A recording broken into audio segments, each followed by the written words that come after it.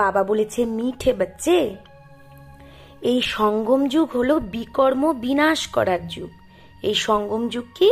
বিকর্ম বিনাশ করার যুগ। এই যুগে কোনো বিকর্ম তোমাদের করা উচিত না। পাবন অবশ্যই হতে হবে। তো আমাদের অবশ্যই পাবন হতে হবে, আর কোনো বিকর্ম করা যাবে না। প্রশ্ন, অতীন্দ্রিয় সুখের অনুভব কোন বাচ্চাদের হতে পারে?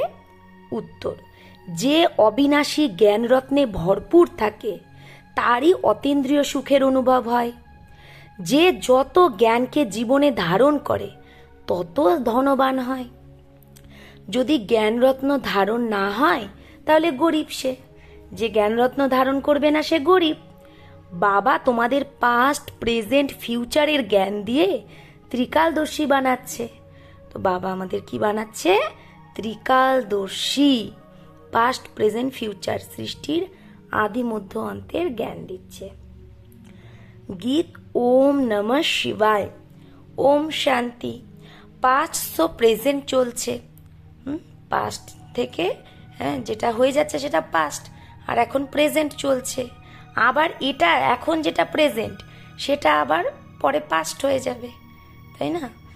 এই গায়ন করতে হে পাস্ট কা। তো মানুষ গায়ন করে কিসের? পাস্টের। যেটা হয়ে যায় সেটারই গায়ন হয়।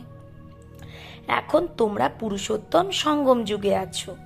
পুরুষোত্তম অক্ষর অবশ্যই দেওয়া উচিত। হ্যাঁ, শুধু সঙ্গম যুগ না, পুরুষোত্তম।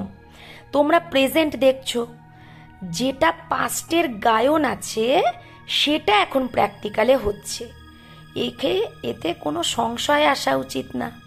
বাচ্চারা জানে সঙ্গম যুগও আছে, আবার এখন কলিযুগের অন্ত।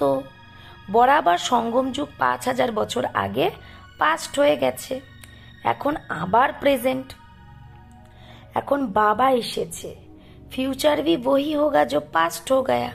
তাহলে ফিউচারও সেটাই হবে যেটা পাস্ট হয়ে গেছে।